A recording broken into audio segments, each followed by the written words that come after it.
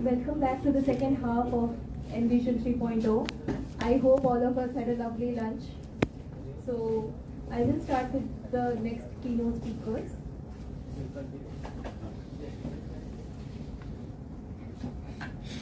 So it's time to hear from another distinguished leader and our very own alum, Mr. Prashanth 𝗵𝗵 Vice President, Supply Chain Growth and Capability at Jaiswall.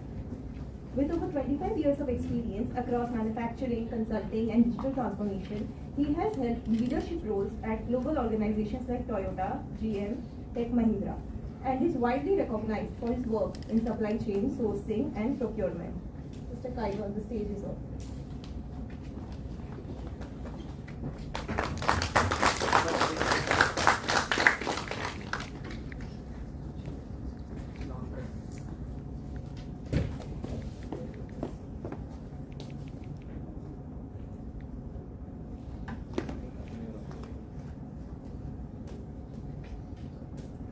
Am I audible? Yes.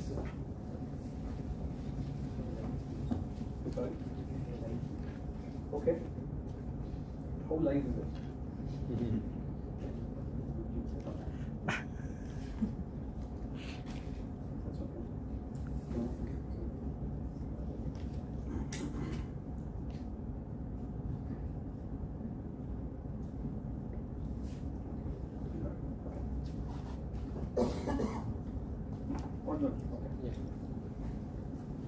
Good afternoon, everyone.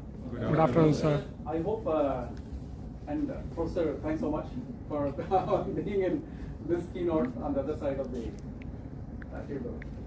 But it's a great pleasure being able to speak a few words when you are in the same room as I am. So thanks so much. I hope you all had a good meal, a hearty, good hearty meal. I was telling Abhijit that it will be our responsibility is to keep this session, keep you guys awake. Tell me if you're feeling sleepy, you can just go out and get a coffee. I hope that doesn't happen. So how much time do I have for this session? So I want to ensure, because I have a hard stop at 5. We also need to compress the panel discussions after this, so that will be 20 minutes. Oh my God. Dark cry from the speakers. Okay, I'll try to do something in like 20-25 minutes. And I have promised this class that I'll come back and we can have wherever you are, right? IIT Kanpur, IIT Chennai. Because I want a session from VLMP to VLMP, right? Not just somebody coming from outside and speaking. So I was taking a walk in the morning today in the campus, and of course I was walking down the memory lane, right, and I was recollecting quite a few things about our life on the campus in 2009, 2010 when I was a student of VLMP, right, and that was an amazing time that I had. The air of IIM Calcutta is so different, so amazing. Nothing like this that I have experienced anywhere else in the world. Right? I think that's something that I very deeply cherish, and something very profoundly emotional that the profound emotion that I have in my heart is the kind of gratitude that I have for this institute. Right? So thanks so much once again. So I made notes of some of the great insights that we got from the session since morning, and you heard a lot about resilience, you heard a lot about agility, you heard a lot about how manufacturing is going to grow, right? And the strategic building blocks of what will constitute 2020, say 2030, 2040 as we scale new heights as a manufacturing hub. And one thing that I was Dr. Alok also talked about GIT. So one thing that came to my mind is, of course, an initial part of my journey before I joined this course was with Toyota, and it's all about just in time. And I had a similar set of suppliers when I moved from Toyota to GM, right? And they were still supplying parts GIT to us. And I asked them, how do you still supply parts on GIT basis? So they said, it's actually GIT, but it's actually SHIT. I said, what? They said, somehow in time, right? So I think it's very important that we design manufacturing systems, we design supply chains in a way that doesn't, it's made to happen that way. It's not that it just happens. It's by design, not by default.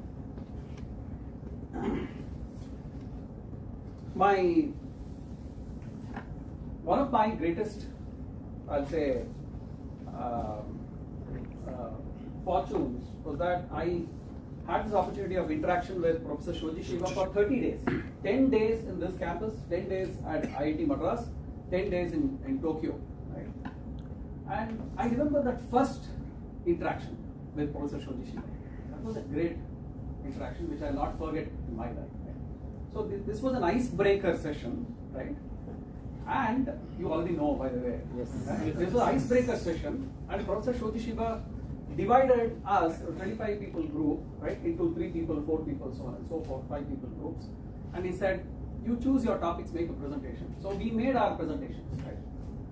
And I thought I made an excellent presentation, came back to my seat, right, and I could hear applause and all that. Professor 𝗘𝗃𝗃 said, then I said, why? I thought in my mind, right? He said, please, he said 5 words, which I'll not forget in my entire life. He said, get out of my class. He said this to a few of us. Right? I was wondering why. Then he showed us pictures of all of us, right? He has taken pictures of all of you, right? And he showed us pictures individually, right? In a class like this. Somebody was yawning, I was actually leaning on my backrest. He said, a leader is not supposed to do that. Eyes are watching you. Eyes are behind leaders. And what you guys do is only talk. That's what he said. And that was a great piece of learning that I carry in my life. So the rest, as I say, is history. So that was a little bit of history. Now, if I want to extend into the future, I just want to leave a few thoughts with you. So India is on a phenomenal growth journey. I think that was also shared by a few of the other speakers in the morning. And the Indian government has a very comprehensive and ambitious plan to be 8 to 10% of the global GDP by 2040. Something like that. Now, there are experts who have seen that there are 18 key arenas where this type of growth can happen. So it's not that these are the only arenas in which the growth is going to happen, the expansion is going to happen. But I just wanted to share with you that the 18 arenas are chosen in such a way that we already have significant capability for these arenas currently, which we can use for growth in India, and we can also use it to enhance our exports, right? On the other hand, we also have some capability which are emerging capabilities, right? So these emerging capabilities are here, and these are strong capabilities that we find here, right? Let me talk a couple of them, right? Auto components, where at currently, can you take a hazard a guess what is our auto components industry number in terms of $1 billion? Okay, it's $75 billion today, right? By 2030, it is expected to grow to 145 billion. That's the kind of growth that we're looking at. Right? And the exports currently is 20 billion. It's going to triple by 2030 to $60 billion, so on and so forth. So there's tremendous potential here. Look at e-commerce. E-commerce is, of course, I'll speak a little bit later also about e-commerce. E-commerce is going to be around 17 to 19% of the total retail sales in India, whereas now currently it is at anywhere between 7 to 9%. Look at semiconductor, something which is very close to my heart. Right? We have a $10 billion incentive by the government to enhance semiconductor growth in India. Future is going to have less than 10 nanometer type of chips being produced. Currently, we are having capability to go above 14 nanometer chips only, right? And 20% of the global design workforce sits now in India. So that's the strength that we have. Intel has the biggest R&D center out of Arizona. They had, now it's in Bangalore, right? For example. So we have global foundries, we have ASML, a lot of companies have growth plans in India. Tata's are expanding in Dholera, there's going to be a big plant. And you'll see most iPhones being produced in the world are going to come from India. All the iPhones sold in the US in 2027 is going to come from India, provided some of these dynamics of Trump and tariffs play in a different way. One more very interesting area, we have Bio2X. So Bio2X is biological feedstock that can be transformed into something which is high value and can be useful for us. For example, bioethanol, right? So there is a 20% blending of with fuel that is possible there, and it's called E20 mandate, which I think you might be aware of, right? So all the vehicles, including hybrids that are going to come after April of 2025, it's already started this year, should comply with the emission norms. So these are some examples and some numbers, because I've not written the numbers there, but I just speakers also spoke about. No, but why am I showing you this? This is India's growth story, right? Expected growth story. But it is not just that. It is your story. You can shape this story, right? You can find yourself anywhere here, right? And you can create that story. And in the next 6 to 9 months of this program, you will get enough insights and the clues to help you, go on that journey. So talking about clues, my example of a clue is my first tryst with Kanban, right? I completed my engineering, mechanical engineering from Mysore in a National Institute of Engineering, and joined Toyota in 1998, right? And most of my friends were smokers, right? So I used to be a lot of passive smoking. So I used to go to this chicky shop, 𝗘𝗏𝗏 shop. He'll have transparent jars of biscuits and chicky, right? Now that was the freshest chicky that you get, because every day, he will replenish that chicky. It's not that it's there lying there and it doesn't have an expiry date. It has to be completed. It has to be eaten. Right? That was my first impression of Kanban, because some of these guys have 2 transparent jars. Some of them have only 1 jar. If it comes to half, it gets replenished. If it comes to 20% of the level, it gets replenished. Or 1 bottle gets completed, it gets replenished. Right? So it's a fixed time. Every day a person comes at 11 o'clock, does it. Or whenever it goes to a certain level, it gets replenished. Right? So it's like a fixed time variable quantity or a fixed quantity variable time kind of replenishment. Right? So I think that was pretty powerful for me, because it was one of the simplest of supply chains that you could see. So the rest of my presentation is going to be, all the speakers from morning talked about some of the strategic building blocks. So I'll get a little tactical look at supply chain as a key enabler, around which the whole of manufacturing gets pivoted, right?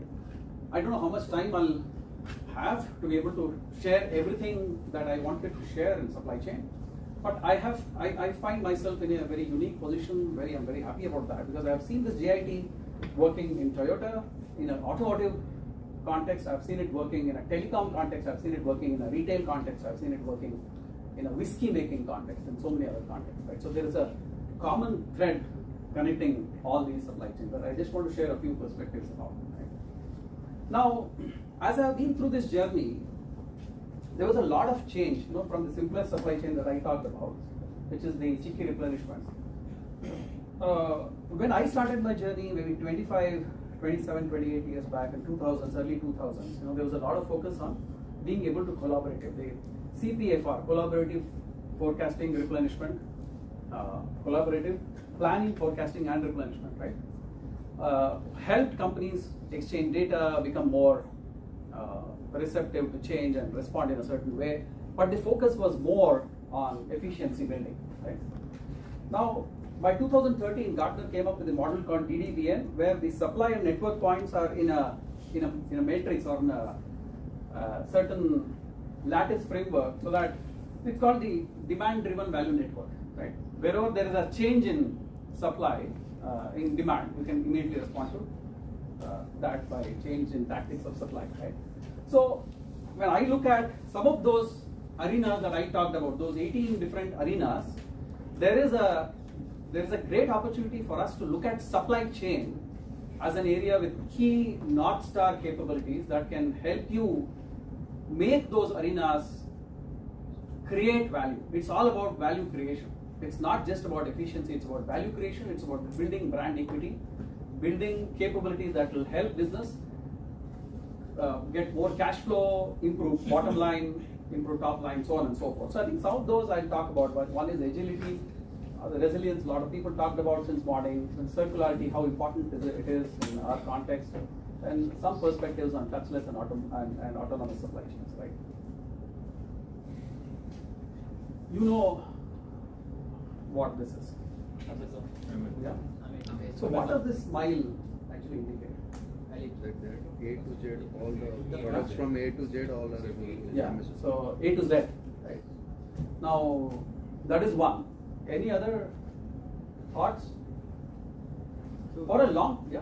So this is the smile of the customer when they receive it. That's a great way of looking at it, right? So I'll tell you, when we started looking at agility, right, a few years back, and SCOR, there's a model called the SCOR model, Supply Chain Operations Reference Model. Maybe how many of you know that? Okay, so note it down. This is a very important, and I'll talk about supply chain. I'm not talking about business and stuff like that. That's why I said I'm getting into a little tactical level. So the SCOR model gives the standard SEOR, right? Gives the standard for some of these key drivers and metrics of supply chain maturity, right? And the earlier definition, or even now the current definition of SCOR, is that when a demand increases by 25%, how many days will it take for you to meet that demand, right? That is no longer the case, because the whole definition has changed. Now when I go to an Amazon website, right, like when I hover my cursor on an item, say I want to buy a CFM, right, the engine already knows that I might be buying a CFM. It knows that I'm a man who likes to do golf, and I have my house here. I want to buy that kind of item. Everything, right? So it sends out an alert to the demand planning engine. It accesses your information, right? Are you married? Are you in Chicago? Where are you, etc. Right? It takes a decision. It says, okay, ship out 5 CFLs of 15 watts to this person, right? And then it gets onto a truck swiftly, and on the way, it's already left. I have not placed an order. I have not placed an order for these 5 CFLs. It has already left Amazon, right? Warehouse, or some warehouse, right? And I place the order, and then I cancel it, right? Then it can move to a different customer, so that a different person has put a shopping cart, and these 5 items reach him within an hour, because it's already left the premises yesterday, 24 hours back, right? So that's the new definition of agility. that we are talking about, right? So Amazon has something called so this while here actually represents more than. Can you just take a guess how many patents they have? This is called an anticipatory shipping model, and maybe they are not said how many, maybe 10%, 15% of their items are shipped out this way based on predictive analytics, right? But can you take a guess how many patents they have to be able to achieve this? Rough. 100. How they have perfected this through so many patents in the last 25 years. Take a guess. 150. Sorry? 150 is a good number. Any other numbers? Thousands, yeah. Okay, that's a good one. They have like close to 7,000 patents for anticipatory shipping. So that's the new age agility that you are talking about, where even a 10 rupee coriander leaf curry patta, whatever, reaches your house within a few minutes, right? Okay, see, I was in awe of the JIT concept for a long time, because Toyota does what is known as and I want to share this with you because you're all manufacturing. You know what is 𝗘𝗃𝗃𝗃 production, right? 𝗘𝗃𝗃𝗃 is, you have 100 cars to be made, so 50 are white, 30 are yellow, whatever, blue, and 20 are black, right? You don't make 50 and 30 and 20. You make 2 of this, then 1 of this, then 1 of this, and so on and so forth. It goes on, right? So the seat manufacturer takes it to the extreme. They call it 𝗘𝗃𝗃𝗃 production. That means between my production line, which is here, to the seat manufacturer, who is like just 3 kilometers away, there are like 20 trucks which are moving around, because they just get one seat before that one particular, because there are 25 different varieties of seats for those 3 different types of cars, right? So they take it to the extreme. Now I had a chance to be consulting for a lot of these whiskey making companies, right? Where, what are the key ingredients for whiskey, for a Scotch whiskey? Yeah? Barley and water, that's it, right? So they mix barley and water, mash it, and then they add yeast to it, and then you start the fermentation process. But there is a 12-year Scotch whiskey, there is a 20-year Scotch whiskey. How do you know what customers are going to buy 20 years later, 15 years later? How do you know that?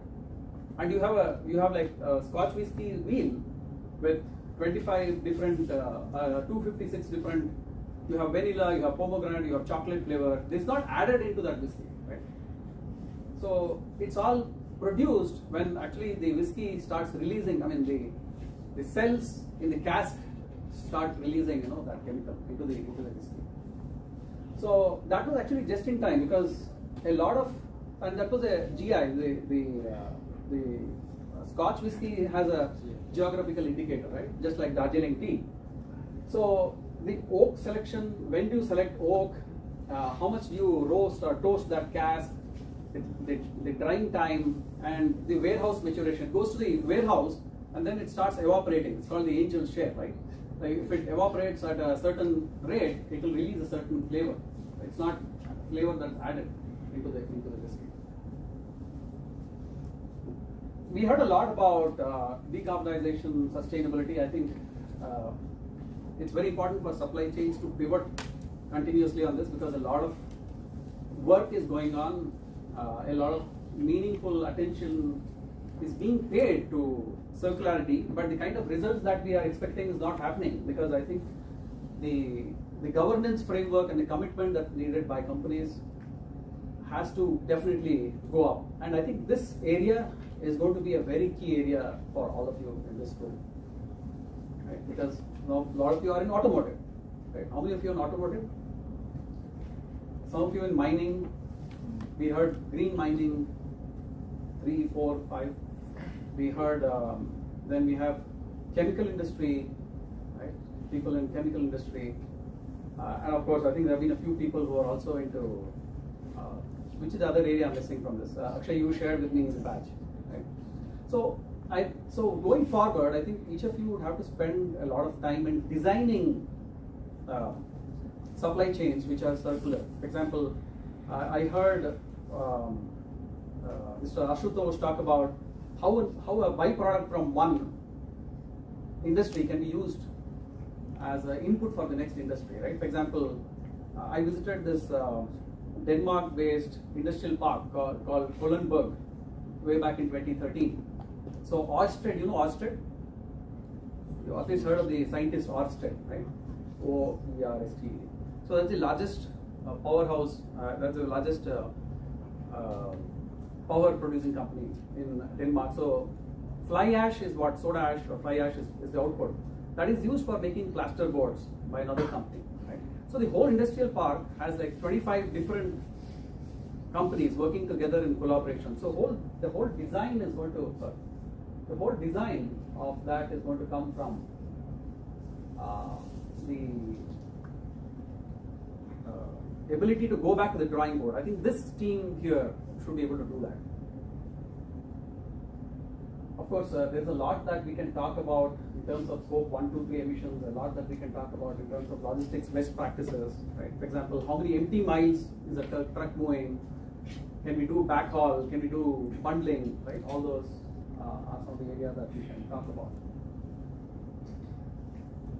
I think the one thing that will constantly continue to be there is VUCA, right? Volatility, uncertainty, complexity, and ambiguity. So I think the ability to understand, so how do you really, if somebody asks you, how can you actually evaluate what risks are there in this kind of supply chain? I think that's something that most of the companies are grappling with, right? What is the reason that you don't anticipate what is the type of risk the company is facing? What is the key reason, David? Some Geological reason can be one factor. Sorry? Geological reason. Yeah. If I am operating in India, like how can I forecast what is happening in Australia or Yeah. like US? Yeah. That's great take on that. Anything else? I'm saying my question is, how do you predict that this risk is going to come up? Right? On what basis? Past data. Yeah, historical data, absolutely. Then macroeconomic trends, right? Yeah, geopolitics, right? As VLMP, what can you do to be able to contribute, come back to a CEO and say, boss, in the next 1 year I'm seeing this risk for you, which will have a tremendous impact on your cash flow, it will have a tremendous impact on your bottom line, on your top line. What is it?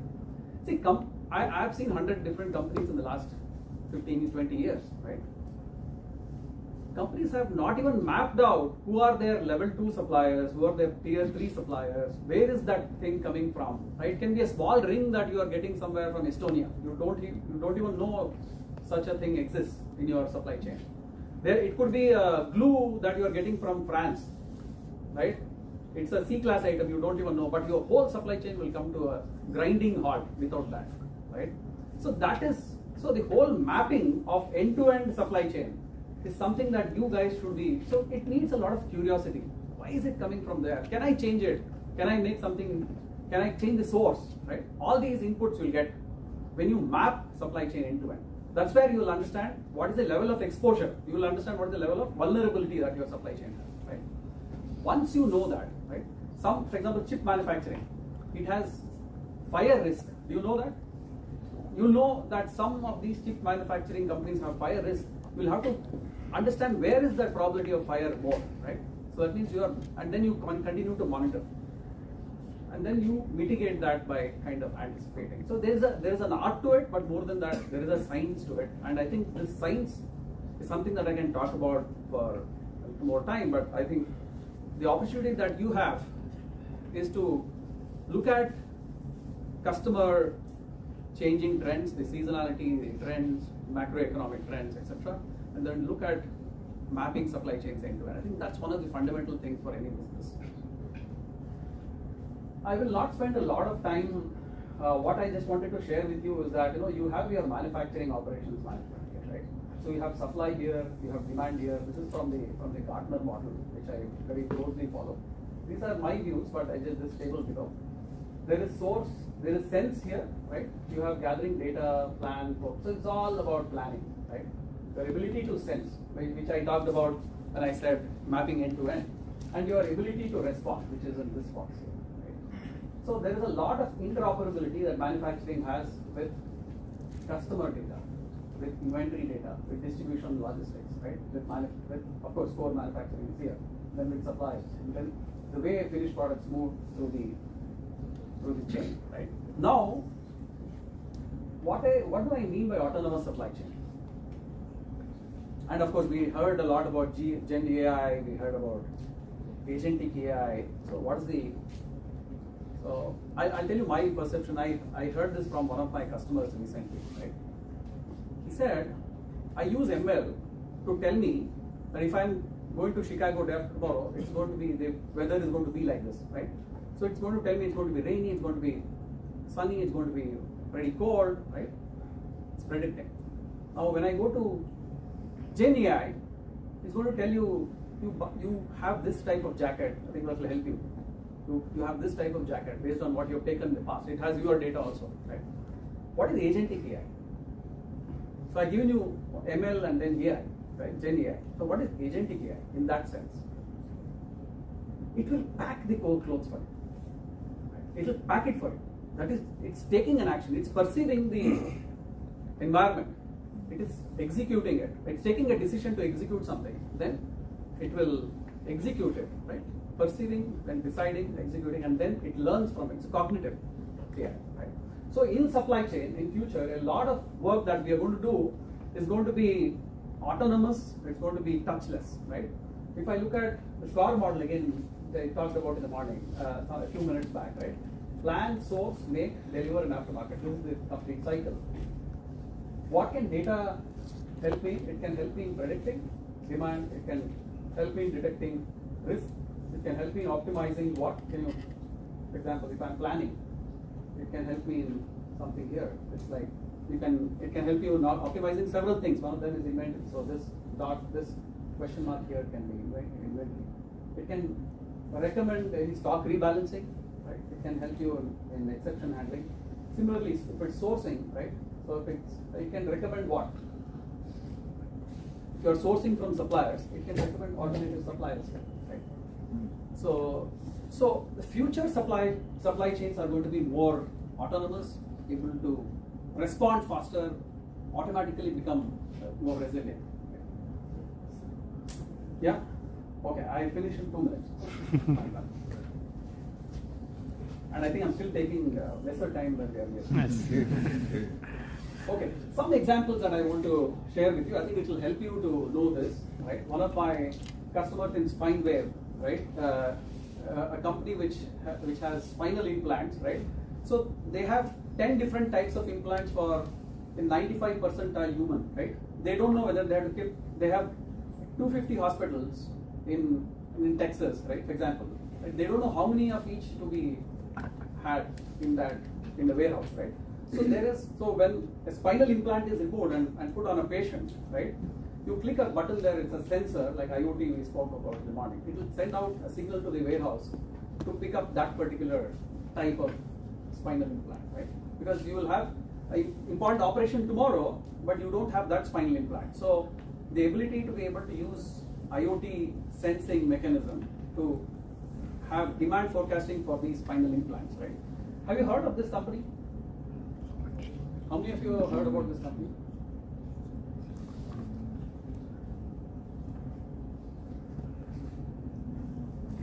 So 𝗧𝗵𝗲 is an on-demand manufacturing company. So the greatest strength that they have is if you want to get a coffee mug, right, with your name on it, have VLMP, and maybe below that you have your girlfriend's name as well, for example, right? You say that this is what I want, right? They'll give you a quotation in the next 30 minutes, as fast, and then they'll tell you you will get this product, the coffee mug, in the next 11 days. Right? So some of these very unique type of manufacturing processes, lithography, that this is all done by 𝗧𝗵𝗲. Just go and check it out. It's pretty cool actually. And You heard of the HP Instant Ink program, right? You already know about it. Maybe I don't have to speak about it. Anyway, I'll not go into it in depth. But I think what is very important for all of you here is to realize that this program, as Professor 𝗘𝗍𝗃𝗂𝗧 used to say, is to move from small m to big M, right? And what it means is that this program is not like the 2-year, I mean, I'm not saying, I have equal respect for all the programs that are being run, but this program was run with a specific intent. The intent was, how do I cross-pollinate different industry? How do I help industries? It's not just production, right? That was the kind of thinking that we had. And this is a very brilliant class here, right? You are all problem solvers. So think that you are trying to solve a problem for a company. Define the problems, right? Problems are, I'm not able to get enough cash flow. See, all these problems are related to a business problem. Don't think about this as something very technical, right? The problem with all of us engineers is that we only think technical. It's very important to look at business, look at ways in which you can leverage your strengths for improving either cash flow, ROI, profitability, so on and so forth. So focus on how do I become a trusted advisor, how do I become an entrepreneur, and I want you to fill up some of these gaps here, right? How can you be a catalyst for those 18 different arenas that I talked about, right? I've left this presentation with you. Look at those 18 areas. Look at what clues you will get in the next 6 months to 9 months to be able to map. So I know it's very difficult to say, hey, here is what I'll be in 2035, right? But at least you get an idea as to where you can potentially reach, right? So I think you have the ability to be also innovation enablers, right? And of course, CEOs of the future. I think it's very important that you start thinking out of the box, because this program, Professor 𝗘𝗍𝗃𝗂𝗧 envisaged that this program will help you cross that chasm of death, as he used to say. So I think that's something that I just wanted to leave with you. Any questions? As long as it's easy, I can take it. Sir, my question is that you talked about GIT and SHIT.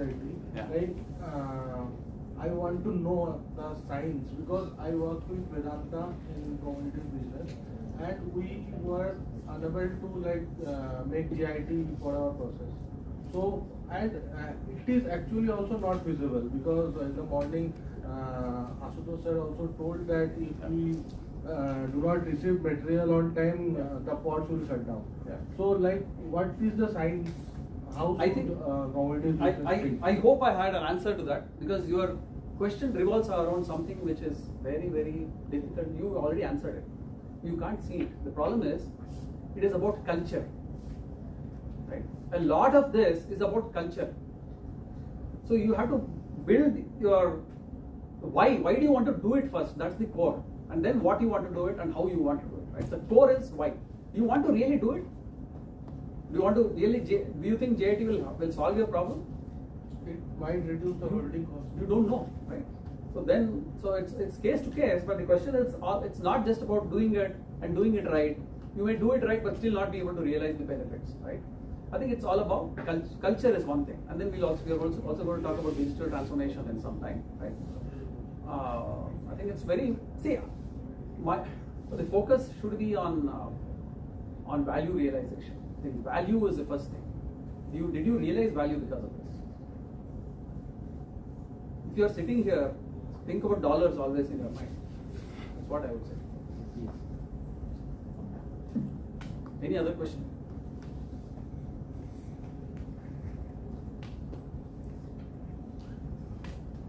Let me know if you have further questions. I'll be happy to. Anyway, I feel it's VLMP to VLMP, so the equation is very simple. You can reach out to me. Akshay is there. He's been interacting with me in a phenomenal way. Akshay and Deepak. Yes. Right. And sorry if I made you feel asleep. I think your lunch was better than this. That's the only thing. Okay, thanks so much.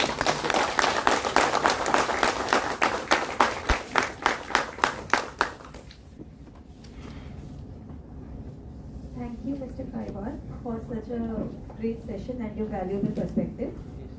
So now, we move on to our next speaker. We are pleased to welcome Mr. 𝗕𝗵𝗿𝗏, Partner and Executive Advisor at Deloitte India and proud alumnus of IIM Calcutta.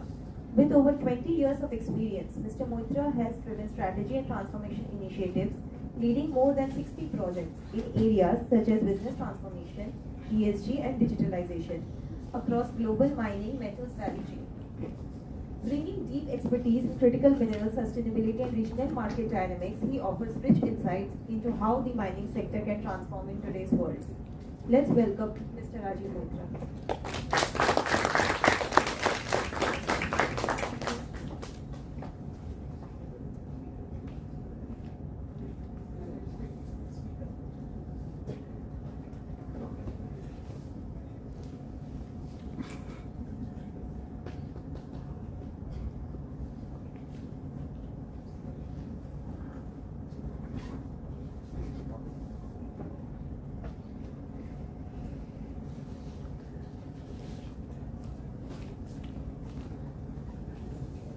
So very good afternoon to all of you. Good afternoon, Good sir. to be back in the campus. So just my introduction, I am a PGP 2003-2005 40th batch and spent 2 years. I think campus has changed a lot. When we had our courses, I think we had a batch strength of across DCM and DM of around 180. I don't know what is the batch strength now. So and it was pretty quaint campus at that point of time. I think this building was not there. The ABC, the block, that was that block, and yeah, I think, and we had a lot of fun. We had 3 hostels, and yeah, I can keep coming back. And thank you for this opportunity to for coming here again and sharing my views. So just an introduction. I am a partner. I lead the metals and mining sector for Deloitte South Asia. And which is India, Sri Lanka, Bangladesh, Mauritius, Maldives, a few other countries. And though my focus is on metals and mining, cement as a sector, but I also focus a lot on technology and digital from an advisory side of things. Because I think my previous speakers talked about that how technology is changing and business would be at the core of any technological change going forward. And technology will not drive business, rather business will drive technology going forward, and that's been the trend we are seeing across the world. So this is the tech trends report. So Deloitte comes out with the tech trends every year. So there are 2-3 reports. One is the tracking the trends, which talks about my sector, which is globally metals and mining and cement, how they're doing, and I can see a lot of you from the manufacturing, metals and mining. So I think you can relate to the topic. This is around the tech trends, what is happening. So this was started globally in US, and we have taken leaf and started this for India as well.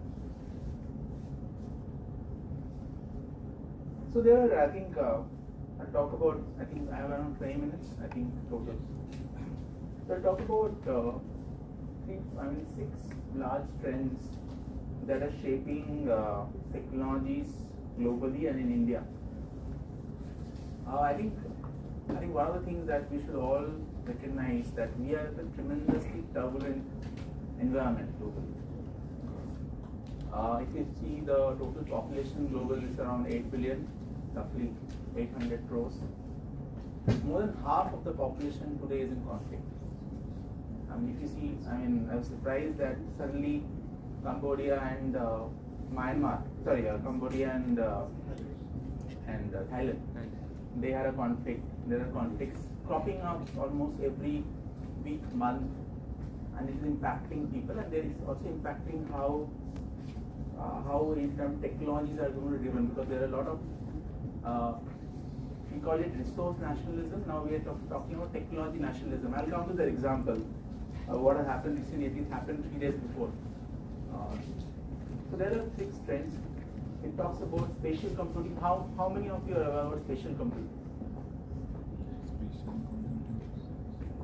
So spatial computing, I'll talk about it's basically a culmination of geospatial, AI, ML, and other technologies, where GIS is becoming a very important thing, and That's why you're seeing a lot of application of drone, satellite surveillance, and all those data, and how we are actually converting that into meaningful insights is something that is going to be very important. And as you are all aware, India is planning to be a global leader in space. That space is a major sector that the government is talking about. So two sectors, semicon is one, the emerging sectors. Defense is one. India has a target of exporting 50,000 crores of defense equipment by 2030. The third area is space, and you will hear a lot about space tech. In fact, Reliance, I think they invested in a space startup recently. I think there was I think 𝗕𝗏𝗏 is the right startup name. So that is one. The second is I'll talk about AI and how AI is changing. And the third is very important, hardware. So far we have been talking about cloud. Everybody has been talking about cloud, now Azure, AWS, GCP and others. But more and more, with technology nationalism coming to the foray, people are moving towards on-premise. I'll give an example what happened recently. Why people moved and why people are thinking about, especially the government, and either on-premise or a localized cloud instead of others. Then IT amplified is the fourth trend, which is basically these are the elevating forces which are the emerging, but some of the, I would say, grounding forces, which is the platform is around IT amplified, but IT is, as I said, business is driving IT, not the other way around. And how business and IT are going to sort of integrate. I think one of the speakers, he said that tomorrow the coding will not be done by humans. It will be in the repetitive jobs will be going to the AI and machines. The humans will be there to take decisions, and what insightful decisions we can take, what critical thinking we can do, that is what is going to drive tomorrow's future. Then the fifth element is cyber, and this happened recently in the recent trends. Recent events in the earlier this year. There were, I think, the number was not. There were some 80,000 cyber attacks on government installations during that time. So cyber across cryptography and others are going to be very important in the scheme of things. In fact, crypto is driving some, I would say, geopolitics also today at this point of time. In some of the countries are coming closer because of crypto. I'll not go into that. You are aware, you have read that. That is one. And last is, of course, the core, which is the entire SCADA, the entire sensors, the entire ERP, and some of the other transaction softwares. They are going to be very important, and I'll talk about what is happening there in terms of the transition. So, transition of some of the softwares, how they are moving, and what is going to happen going forward. Right? So these are the tech trends now. So this is very important. Like the entire spatial computing landscape is changing, and we are seeing that, of course, with AI, of course, with AR, VR, of course, with IoT, and these are all culminating into multiple use cases. For example, there are some use cases which will make it's easier for you. For example, I work in mining, so I'll talk about metals mining and how it's changing. So what we are seeing is satellite imagery, AI, ML. It will actually determine where I should invest in a mine or a mineral. Today, as I speak, 𝗘𝘃, which is Geological Survey of India, they are trying to set up a lab in Bangalore, which is called Data Processing Infrastructure Lab. So where they are going to take the satellite data, which is again a GIS and other kind of data.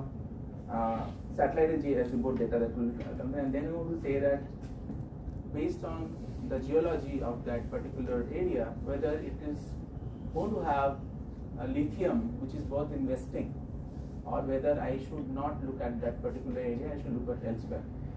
So that is going to be important. So if this has been used globally, and for example, AI-driven mineral exploration, because this is a sector that I work in, it is quite common across the world. There's a startup called 𝗘𝗶𝗿𝗀 which kind of applies AI for exploration, and this is going to come to India, and this is something which is getting set up in India in a large way. The second is drones. We have seen what drones can do, right, recently. I mean, like in the recent conflict, drones was at the center stage in terms of both, and not only in India, and but if you see globally also, some of the conflicts that are going on, drones has become a very, very important area. Same, drones, LIDAR. I don't know how many of you are aware of LIDAR drones. You are all aware, right? Yes. So they are actually being, used with AI, with GIS, to kind of identify safety issues. Tomorrow, for any mining to happen, you need to actually do, basically remove any forest area, divert the forest area. So one of the main important thing is, how do we measure how many trees are there? Because what happens is, just for the pulse of mining, if I have to divert in forest area, I should know how many trees I have, and that same number of trees you can plant it somewhere else, right? So previously people used to do it by physically going and surveying. This is the kind of number of trees, this is the canopy cover area, and so on and so forth. Today, with drones, with LIDAR and AI, you can do it from a remote view also. So and also safety. Whether my operations are safe, be it a plant, be it a mine, be it any kind of metal processing. All these are being used, and GIS is the center stage. The GIS platforms, I'm sure all of you are aware, they are integrating all these elements so that they can give insightful interpretation. Right? So this is one thing. As you go forward, you will hear a lot about spatial computing, and with satellite data becoming more and more available and more economically available, this will gain more and more traction.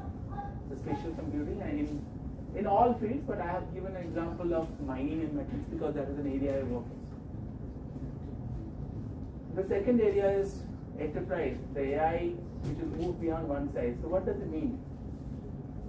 So how many of what is the difference between LLM and SLM?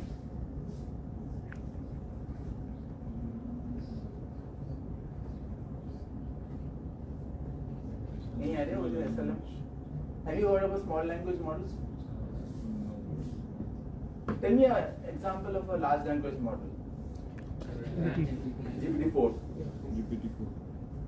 What is small language model, and why people are moving towards small language models?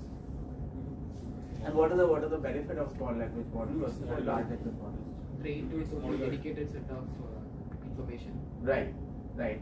Typically, large language models, be it GPT-4 or any other. So DeepSeek is a large language model. They're using those kind of platforms. They are very expensive. But the benefit of a LLM is that it is trained on a large amount of data, billions and trillions of parameters, right? But SLMs are getting more and more important because this is a very customized data set. And organizations, they're focusing that instead of investing in so much expensive data or rather so much parameters, I don't need that for my business, right? So SLMs and more customized, resource efficient, compact models are getting more and more prevalent. So this is a very important phenomenon we're seeing, and this will also drive how the AI is going to take shape. Because one of the major issue of AI is cost. In the organization, we say, if I invest in AI, is it cost effective for me? So this is a very cost effective and a low cost alternative that we are seeing happening in globally and in India, right? And of course, I think Prashanth talked about generative AI, talked about agentic AI, and so on. So I think of course, clients today, they are kind of coming to terms in terms of how do we use a Gen AI use case in my business, how do I use the agentic AI use case in my business. But for example, Recently, we have done a project with Indria. I don't know, are you aware of this brand, Indria? No, I think this is the the jewelry brand. So the Indria, the entire design, and design is very customized design of jewelry. That is triggered by GenAI platforms. So we have designed the GenAI platform. So if a customer, I go to a store, I say that okay, I like this kind of shape, this kind of size, this kind of look and feel, and I tell the sort of a chatbot or a bot or any kind of platform that this is the kind of thing. So it will automatically customize, and so that is a generative AI, visual, text, and so on, right? Now I think that's one use case, and generative AI is also getting a lot of use in data. So a lot of contracts, for example, all these mining and metals have a lot of contracts, like a lot of contractors, a lot of vendors. So this can actually do contract management pretty well. They can summarize the contracts and summarize some of the key features. Because contract management is one area where there's a maximum opportunity in Indian enterprise, especially if I look at some of these conglomerates. They have to handle so many vendors. A lot of cases the contract terms get I would say not recognized properly or interpreted, etc. So this is something that is helping. But more importantly is what we are seeing today. Agentic is becoming more and more prevalent because generative AI does not help you take decisions. That is not a decisive factor. Agentic can help say, okay, this is a decision, this is a pro and con, this is the, it can actually trigger the decision to an action. So that is something that we are seeing, and what we are seeing is agentic AI being used by companies in the manufacturing for optimizing production, taking scheduled decisions. It is also used for example, it's primarily that, and of course, any kind of allocation of equipment, allocation of machines that can be triggered. For example, I don't know how many of you have worked in a mining company. Anybody? So are you aware of the fleet management? What it happens? So fleet management is basically what happens is I have a mine plan, I have a schedule, I attach equipment against my daily schedule, right? And then we optimize it, moves on, and software. Agentic AI can actually decide on behalf of me if I am a planner that this is the equipment, this is the phase you want to attach the equipment, because it will give you maximum productivity for the day. So that is something that AI is helping. So this is what we are seeing in AI is also helping in exploration. I mentioned that. But the third one is very important. So today, the hardware is eating the world. So are you aware of which is the most valued company in the world at this point of time? NVIDIA. What is the market cap of NVIDIA? 4.24 trillion. What is the total GDP of India? It's around 4. That means NVIDIA is more valued than the entire country together. I'm just figuratively saying, of course, GDP it cannot be equivalently spent. Now, the second one is are you aware of what happened recently with Microsoft, one company in India? 3 days back.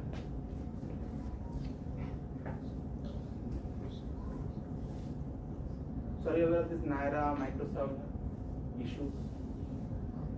Naira system, Microsoft stopped providing the solution. Yes, why is that so? Naira has timed the shoot in. Why did this stop? Because of that US sanctions on Russia, because Naira is mostly using the Russian oil and they were started. Correct. No, why sanctions on Russia? What is the relationship with Naira and Russia? Because it's mostly owned by the Rosneft, because the Russian government. Rosneft has 49%. 49%. So Rosneft has 49% of Naira, and there's an act in US called RISA. I don't know how many of you have. Reform for Intelligence and Secure America. That's the act. So it says that which actually governs that how even software firms are going to I would say deploy software and be licensed. So Naira has 49% Rosneft share. And 3 days back or 4 days back, Microsoft stopped its services, including the Azure cloud. And this has gone into the entire TIF and then it went to port and all those things. Now the software, I mean the services have been restored, but this puts a question mark around how companies are going to take action going forward. So is geopolitics going to also determine that how software companies are going to provide services? And the question that people are having today is that, can I, any country, any company, can I fully depend on putting my data on cloud versus keeping it on-premise? And if I have to put it on-premise, what kind of GPUs? What are the GPUs? What is the NPU? Neural processing. Right? And do I put hardware? And so far, I think the narrative that we have been having the last few years or decades is that I need to move to cloud. Cloud is scalable. It is on a service as a charge. Whatever bandwidth or whatever space I take, I'll pay according to that. But with geopolitics coming and entire issue about how companies are looking at or countries are looking at, in terms of, so is it going to be important? So now I think all these companies as well as governments, I mean it can happen anywhere in the world, they are thinking that how do I protect my data? Do I need to put my own cloud? Do I need to put my own hardware? And with the hardware, so there's a large amount of hardware. So it's not about GPU. GPU is used in, why Nvidia got so much famous? Because they made AI chips, right? That's why they have $4.24 trillion market cap. Now you will see a lot of investments now in hardware. And there is going to be a balance between cloud and hardware and on-prem. So far, I think at least 5 years back, the narrative was, you don't need on-prem. You can actually go with cloud. Now it's changing. Now it's because all these things, and this is going to be more and more prevalent, right, going forward. So that is one thing that we are seeing, and also I think the focus is on India-made chips. So the focus is on, do I have my own countries?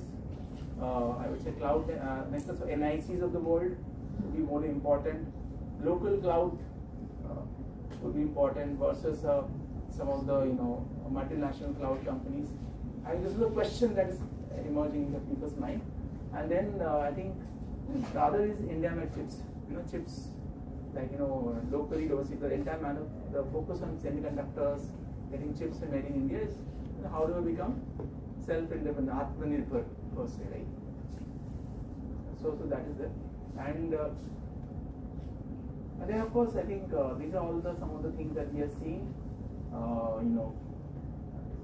NVIDIA Hopper GPUs, I think all the players are investing a lot of money and effort in infrastructure, be it on-premise, be it their own GPUs, what kind of computing power they have and so on. So this is, hardware is going to be a very important thing. There was a term which says software is eating the world. Now it's changed to hardware is eating the world, right? And there is the recent phenomena which is also going to impact how things will unfold. Then I think the next one is IT amplified, which is basically, which says that the capabilities of tech talent, as it was said previously, that the talent will not be that how good I can do coding. Because coding, whoever is doing any coding, it will be replaced by machines, or AI.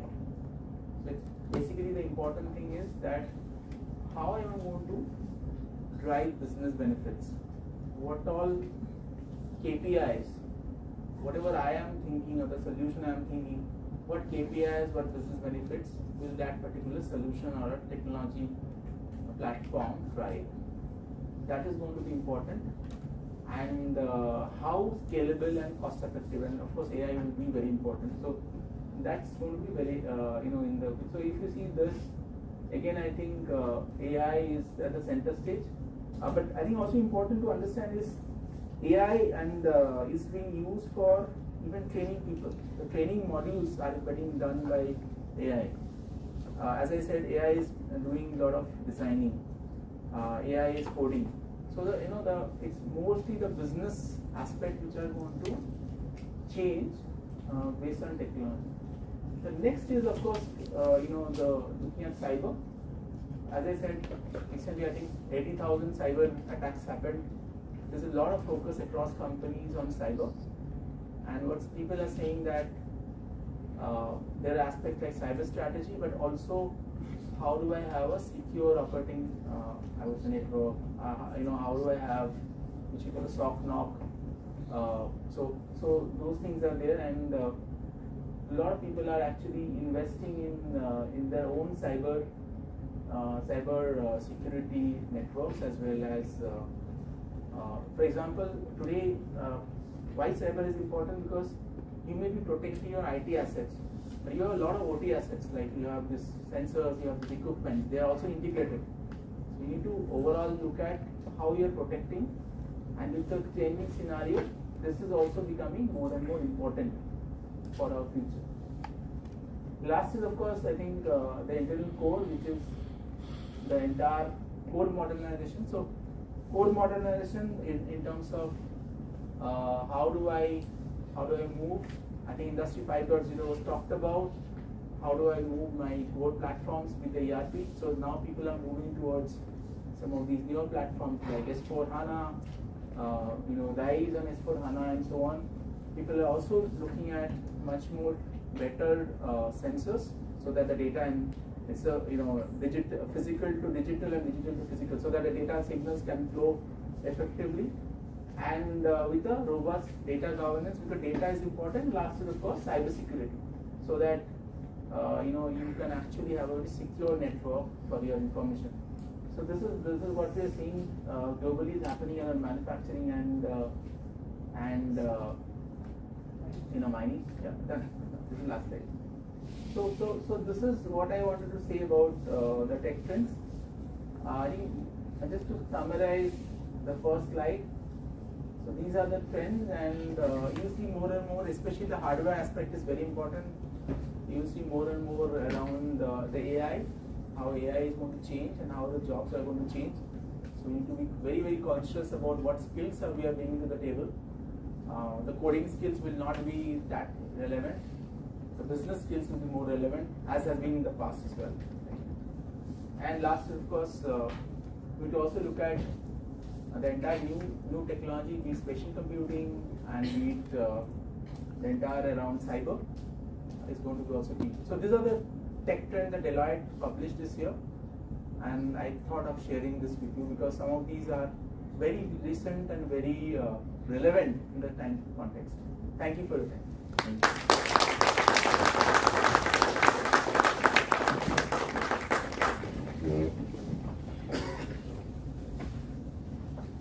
Thank you, Rajiv, for such an engaging and deeply enriching session. Your perspective challenged us to think differently and how we can adapt ourselves to changing world of AI. So with this, we conclude our keynote segment. So we now transition to the next part of our agenda, panel discussions, with each limited to 30 minutes due to time constraints. So I would invite Amit to kick off the next session.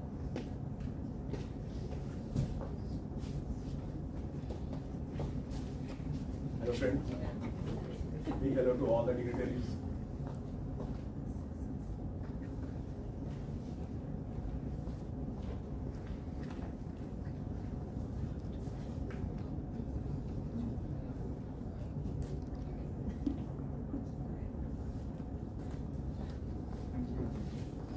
Hello.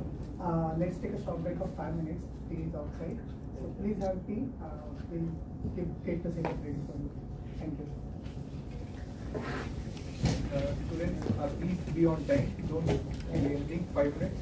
Come back in 2 minutes. Like totally 7 minutes. You take a break. Come back, please.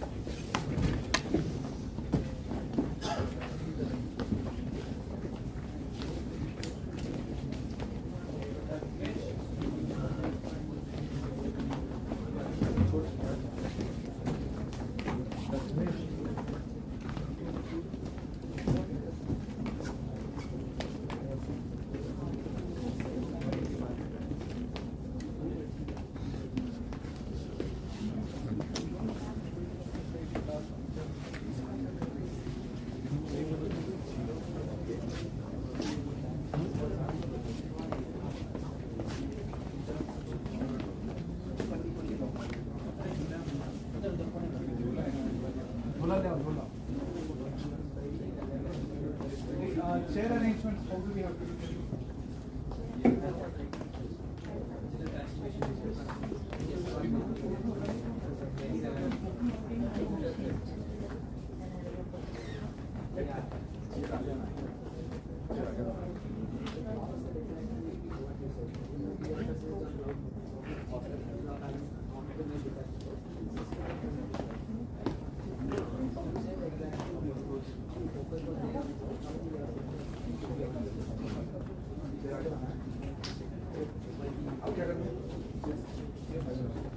Table आगे करना है? Yes, please.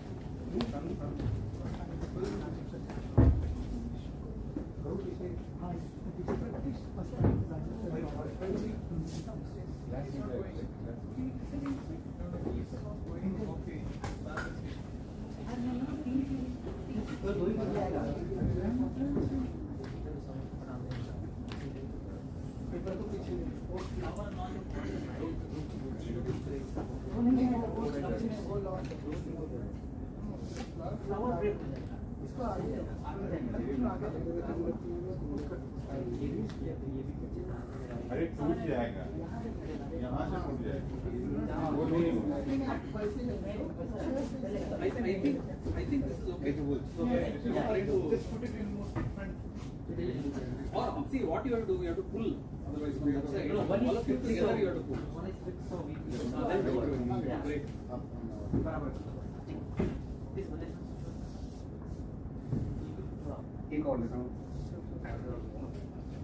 And I think they are saying we'll have one person move from the other panel to this, so we need 4 chairs in that case. Okay.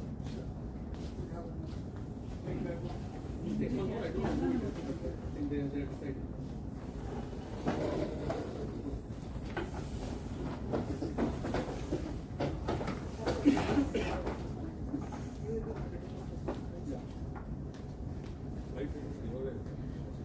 What is it? I'm trying to meet somebody. Meet somebody.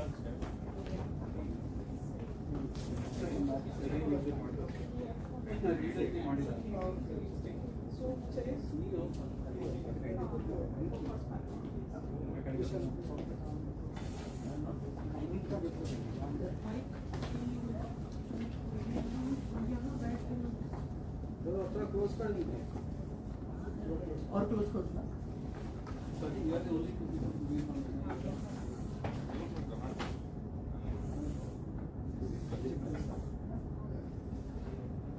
Najib sir,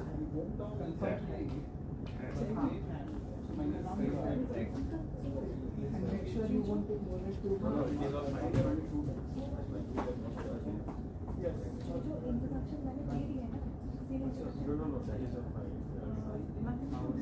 Nothing to discuss, just keep our Envision.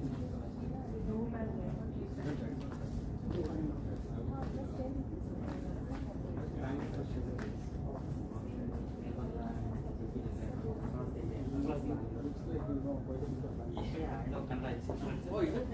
Wonderful.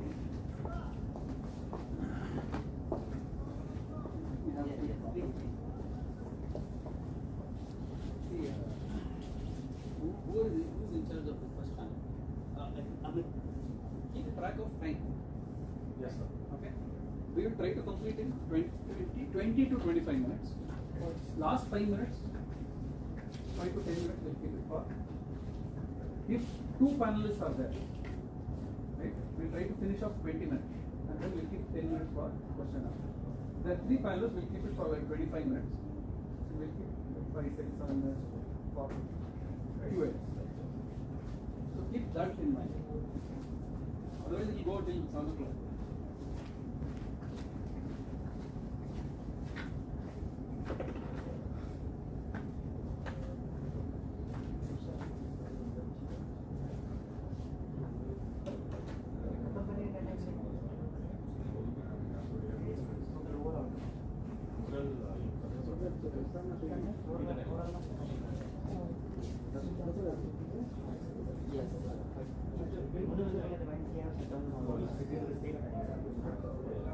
Sir return जाएगा तो हाँ जाएगा वापस आप फिलहाल इधर ही रहेंगे तो जो बच रहा है आपको ऑफिस में फिलहाल तो ये सब चले जा रहे हैं प्रथमेश इधर अपने पास 4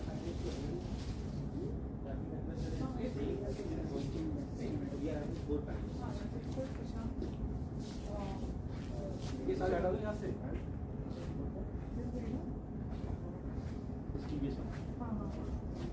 where will the molecular station?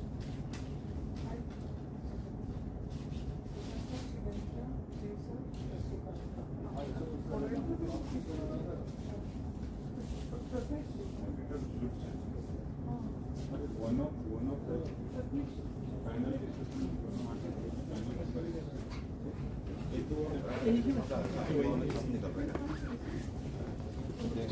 तीन आदमी हो पाएगा? 5-6 एक ही बैग है मेरा।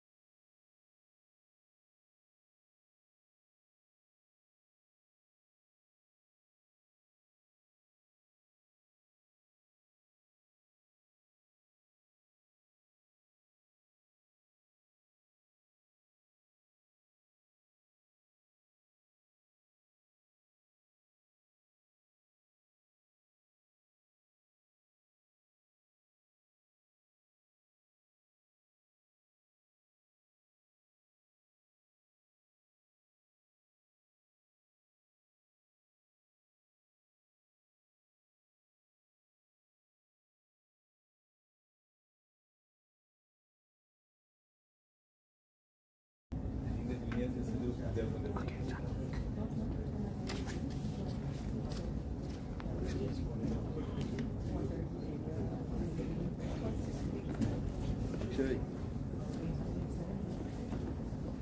I audible or? Yes. Should we? Mic.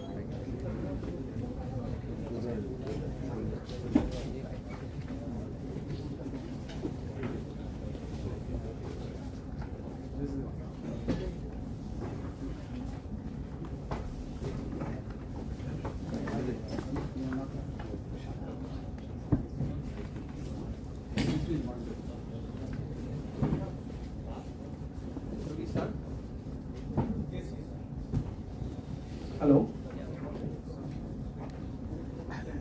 Hello friends, a big hello to all the dignitaries and our highly respected, lovable professors. This is Amit. It's a privilege to welcome you all to panel discussion 1 of Envision 3.0 titled Digital Transformation Strategy and Governance. Let's start this segment by extending a warm welcome to Mr. 𝗧𝗵𝗲. 𝗧𝗵𝗲 is a seasoned procurement leader with over 20 years of experience in strategic sourcing and category management across Asia and Europe. As director at Cargill, he leads global procurement for plant materials and services. He has had key roles at McKinsey, Maruti Suzuki, and Hero Honda, and is an alumnus of IIM Calcutta. Up next, we have the honor of hearing from Mr. Prashanth Murali Kaivar, Vice President at 𝗘𝗃𝗏, our moderator, and a trailblazer in supply chain transformation. With 25 plus years of impact across industries and a commitment to nurturing talent, his insights are sure to inspire. We now turn to another respected voice in the field, Mr. 𝗘𝗃𝗏𝗧𝗵𝗂𝗃. 𝗘𝗃𝗃𝗏𝗧𝗵𝗂𝗃 is the divisional head, Digital and AI at TVS Motor Company, with mainly 30 years of experience in manufacturing, supply chain, and digital transformation. He has led key initiatives in Industry 4.0, IoT, ESG, and automation, playing a vital role in modernizing soft floors and engineering systems at TVS. Up next, we are pleased to welcome Mr. 𝗓𝗵𝗿𝗃, partner and executive advisor at Deloitte India and an alumnus of IIM Calcutta. With over 20 years of experience and 60 plus transformation projects globally, he brings deep expertise in mining, ESG, and digitization, offering valuable insights into the sector's evolving future. You can start. Thanks a lot. So I know you guys are going to IIT Madras at some point in time, and this topic is about digital transformation. So there's one person called Professor 𝗕𝗃𝗏𝗏 𝗠𝗵𝗏. I don't know, maybe you know this. So he is great Uber that we have, right? He extended his concept to movement of freight, right? And he started a company called Rightmove, right? Where if I want to move products from one location to another, I can go to the app and do it. It gives me all the analytics. It gives me all the information that I need to do it. Right? How many people are adopting it is something of a discussion that we had a few months back. And that was a great discussion because everything to do with mindset and the adoption, right? With that somebody talked about in the morning. So I just want, that is something that I remember. And one thing that I know of for sure, as I've spoken to maybe 100 companies in the last 15 years about transformation, one thing that they say is what are the success factors for them to reach, achieve whatever they wanted to do, is that they had the end in mind, right? How they envisioned how the end will look like. So start the transformation with the end in mind. Otherwise, when you end in the beginning. Otherwise, right? So that's the point. So I think what we'll do is, I know we are running short of time. So this is going to be as incisive and focused as possible with such a great panel that we have today. So this is the flow of discussion. What we'll do is, I will ask the participants to, panelists to introduce themselves very quickly in the context of digital transformation that they are driving and give 1 or 2 examples of what digital transformation actually means. Right? We can take 3 to 4 minutes each. And then we'll go to the second round. We'll combine what challenges and what solutions we are looking at. Right? And we'll try to complete this whole process in maybe 20 to 25 minutes, not more than that. The last 5 minutes we'll keep for question and answers. Right? Because we are really up against the clock, right? So we'll start with Vijay, maybe the whole context of supply chain, digital transformation, and how you perceive it. Very good afternoon. Hope I am audible. Yes. Yeah. So I had manufacturing, supply chain, and now ESG part of digital transformation for TVS Motor Company. Mainly, my focus is to see that how do we digitally transform the company so that we'll have less wastages, more efficient. Then coming to what the digital transformation is there. I'll try to put into three buckets. One is what is digital transformation for the front end, what is the digital transformation for the back end, and what is the digital transformation for the supporting functions.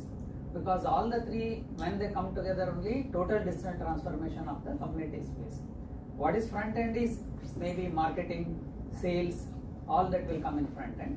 And the back end support is production, what you call as the order fulfillment, supply chain, manufacturing, all will come. And support functions are finance, HR, all that will be the thing. The vision for digital transformation for the front end is how do you bring an excellent customer experience so that we'll have seamless sales. That is the main thing. Here what we'll be doing is how do we have the 360-degree view of customer, the time he gets into the website or the first touch point, and how do we lead him to the showroom, and how do we take the leads and make the sales pitch. It will be more personalized sales pitches so that they will buy. That is what we will do in the front end to bring the excellent customer experience end to end till he buys and then goes. And when it comes to the supporting functions, which is the supply chain and manufacturing, there mainly how do we see that whatever customer wants, like for example you go and try to ask one Apache red color, but how do I ensure that he will have whatever the customer wants intuitively? For that a lot of integration in the back end will take place.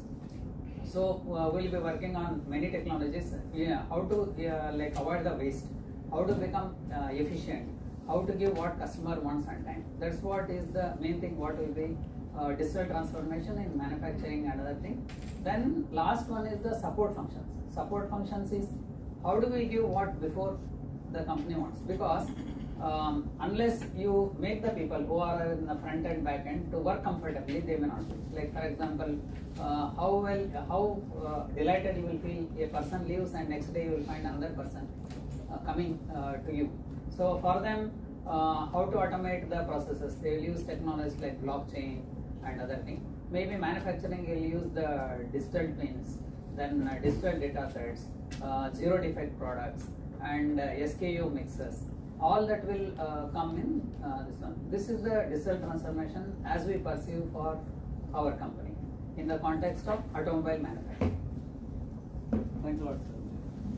Thank you. Hi, I'm 𝗕𝗃𝗃. In my current role in Kargil, I focus on procurement, and Kargil is a large food manufacturing company. So I focus on the digitalization both from the procurement technology point of view, how we can digitalize procurement, and also from the manufacturing point of view in terms of making our plants more productive, better quality, higher uptime.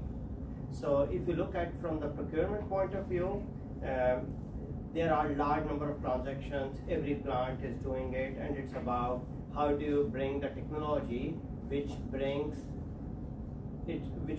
better interface for the users, user experience, wherein they can seamlessly order with the minimal intervention from the procurement, try to automate it as much as possible in terms of bringing the right vendors to the users who want to use it, connecting the SKUs or what they want to buy with the pricing agreements that we set up.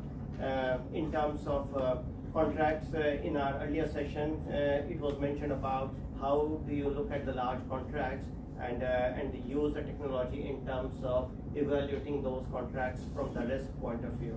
So procurement, there is a big opportunity. How do you make it on one side efficient by bringing out your human intervention and making more user friendly, Another is how do you bring the risk management in terms of, say, bringing the technology in the contracts management, pricing management, and those areas.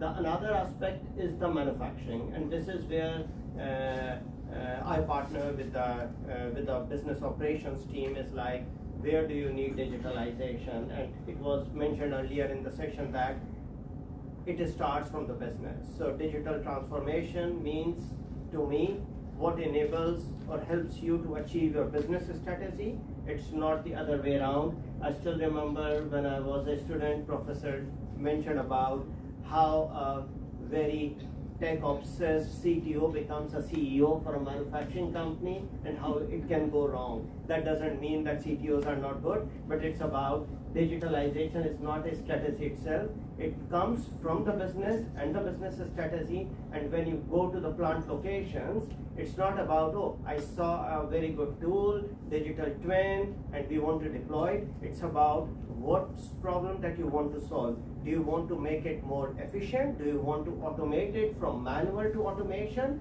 Or you would like to go for an APC or advanced process control, wherein you are able to optimize the process, you reduce the energy, and you improve your yields. So for me, these are the important topics when you talk about digitalization, both from the procurement point of view and from the manufacturing point of view. Great initial insights. Thanks so much. Thank you. So I think I'll just put a different perspective to this ecosystem. Different perspectives to the entire digital transformation, and more from a, I would say, consultant lens. Of course, the previous, the panelists over here spoke about, from a business lens. But I think, if I look at from a digital transformation, we have a framework. It's called Imagine, Deliver, Run, which is first we imagine what should be the roadmap, how should we go over the digital journey, and of course, a lot of cases we have multiple use cases. So typically what we do is we tie up the business challenges with the use cases, and then we kind of evaluate where the impact is higher from a business challenge perspective in terms of the value, benefits, and we also look at where we are ready. There can be two types of readiness. One is the technology is ready. Some of the cases, like for example, spatial computing or some of the new age technologies, the technology may not be that matured. Some of the cases, the organizations are matured, right? And thereby we kind of do a 2x2, which is basically the benefit value and versus readiness point of view, and thereby we have a roadmap. And then the next part is the pilot, POC, and we implement, and then we scale up and sustain. So this is typically the Imagine, Deliver, and Run model. What I have seen and across doing digital transformation is there was a term called Industry 5.0, which talks about people, right? And I have seen across organizations the most, I would say, I would not say neglected, but it's not even that much focus, is around the people adoption. So we do a lot of organizations, they go about technology. The focus is on technology, the focus is on either new age technology and how do we implement, etc.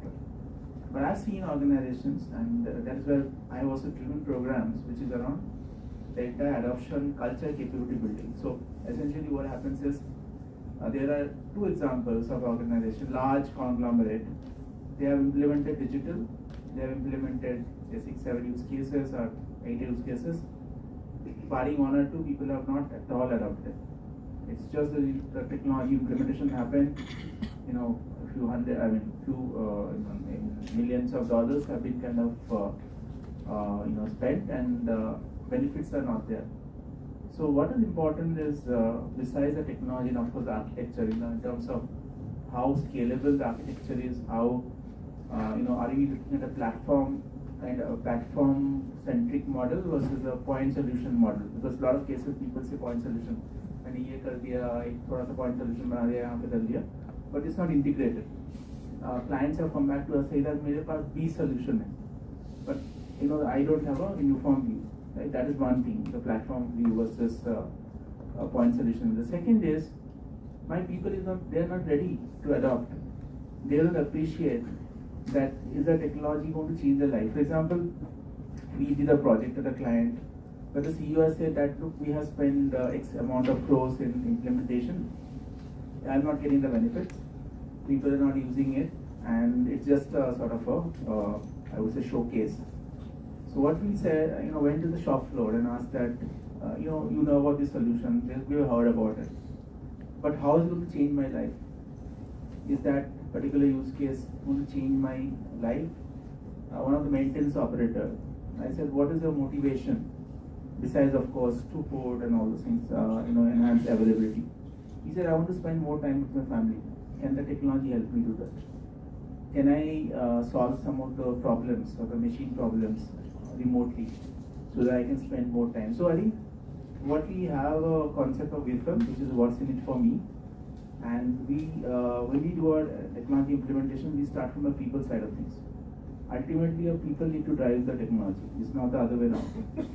And then there are 4 aspects of culture capability. One is, of course, the entire capability building in terms of training. So we have done AI-based training and other technology training. The second is communication. Third is governance, in terms of what sort of governance we have, cadence, and what sort of. And the last is, of course, looking at, do we have a set of people who are the main champions who are going to train people within the organization. The TTT model is very impactful in digital transformation. And then we have a set of digital champions who are going to be the ambassadors for this. Because at the shop floor, there needs to be a supervisor who is going to say, this is going to change your life, this is how it is going to impact you. Right? So there we have a framework in that also, culture and capability framework, and we follow that. It has been immensely successful. We have seen, we call a term called, a lot of people talk of technology quotient. We have a term called digital quotient, right? The DQ. The DQ for our organization, we have a 9-point scale, and we call it, there's a particular scale we typically use. The DQ moves substantially once we have then done this program for 1 year. So I think that is what I want to talk about. Rajiv, great insights. You know what you did? You actually moved this discussion several notches up, and I'll take some time to come back to you because you're already up there, right? Because this is a great certain points I got from this first round, right? Let me spell it out so it'll be easy for you. See, one is, and Shiven, you talked about procurement, right? I think on the one hand, for example, we are saying no PO, no pay. It's coming from the top, right? What's coming from the bottom? This is what technology does. Self-service. Can I also do something on my own, right? You have to have the empowerment, and that comes to the people part that you talked about, Rajiv. And I think one, you talked about people, which is very important. Their roadmap and running a pilot, right? And prove that it can have a snowballing effect, right? And when you do that, I think the first thing is, how do we go back to the drawing board and design a digital transformation, right? Because that takes care of everything, right? From the point that this is going to release value or unlock value in a certain way through that roadmap. You're also creating a business case, right? By investing so much, I'm going to get so much result, right? So it is tech for value, as I call it, and also people. One thing that I've seen, because you talked about change managers and change evangelists, right?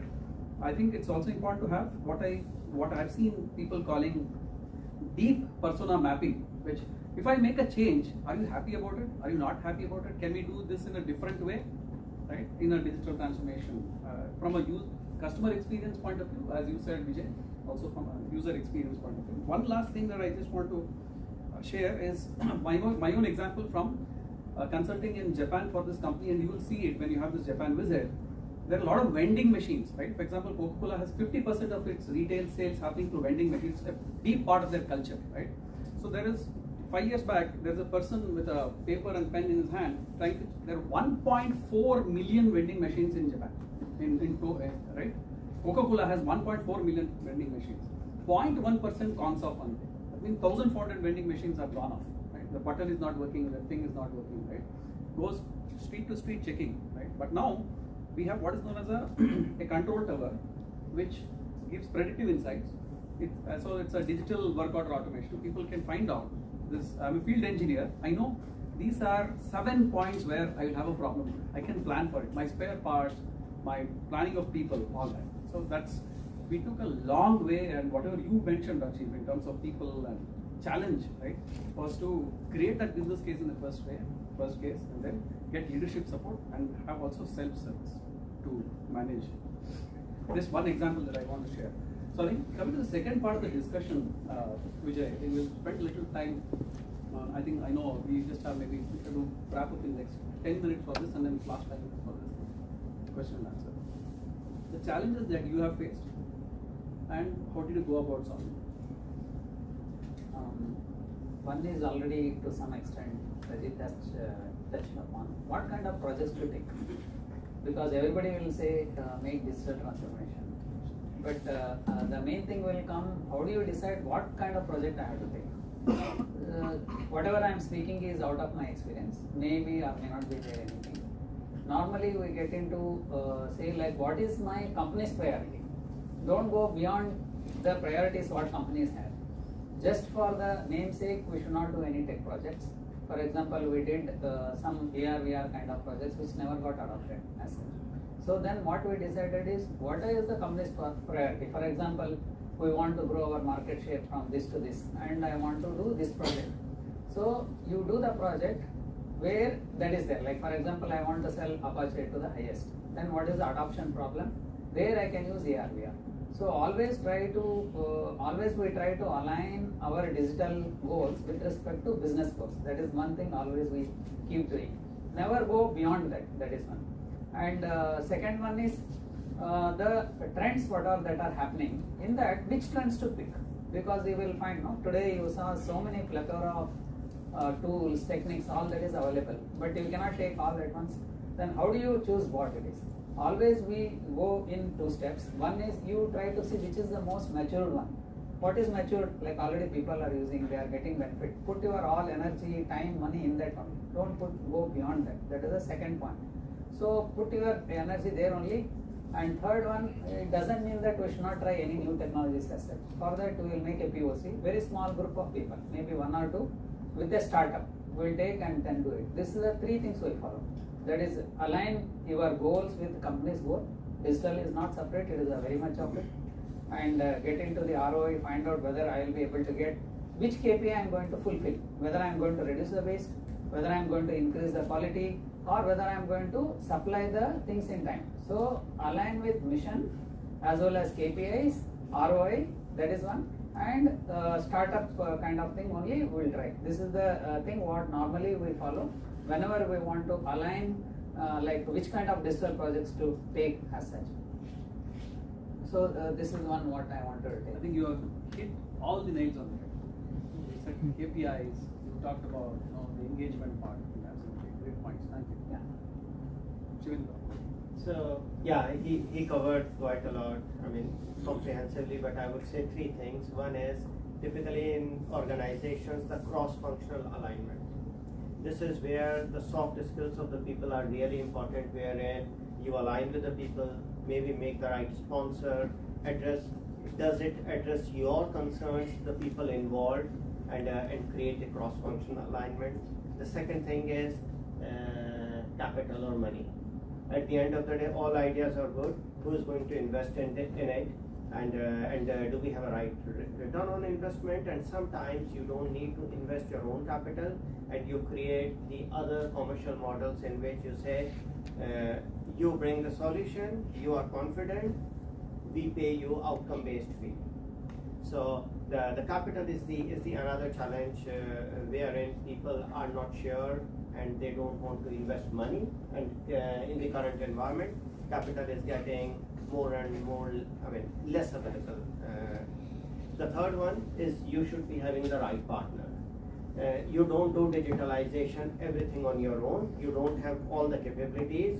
You may need some good consulting partners, or you may need the producers like the companies who produce the digital products to make sure that it's successful, and not only on a price base but on a total cost of ownership, not like you buy today and you end up paying your service, software fees, high maintenance costs, etc.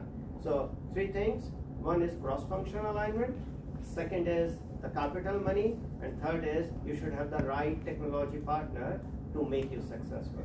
Thank you. Great insights, Srivastava. I think one thing that's coming out very specifically from this is the commitment and the governance that it requires. Right? And all these points will get covered in that, because your business case also creates, the stronger the business case, the probability of this succeeding is much higher, right? Any digital transformation. And it's, the ROI is one, and then the payback period. And who owns the outcomes? Right? There are people, you have one part of the outcome, he has one part of the outcome, I have some other part of the outcome. How do we drive those specific parts of the outcome, and only then we reach the final point of convergence, right?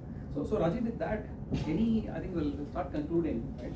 Any conclusive points which are like 2 or 3 very important for this batch here that they need to realize. In terms of digital transformation, what is needed to make it successful? Some concluding remarks. I think I spoke about people. I'll not delve into further.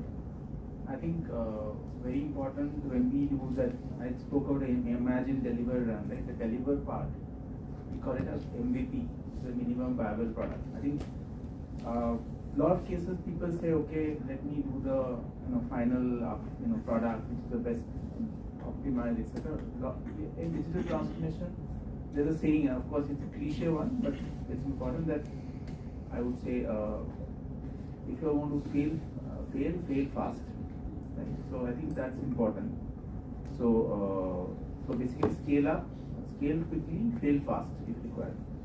The scaling part is important, and the minimum viable product is very important. And we have seen that because at the end of the day, MVP also lead to the user acceptance, that whether the user is okay with that. That's one component I wanted to talk about. The second component is any digital transformation. I think he spoke about the partnership, but I think today in today's scenario, you cannot do it alone. Even with a SI partner, like system implementer, but you need to have a group of or ecosystem of partners. Somebody will bring the hardware, the sensors, for example. Somebody will bring your the applications. Somebody will bring any kind of the startups. For example, startups are very important. Right? A lot of people do hackathons.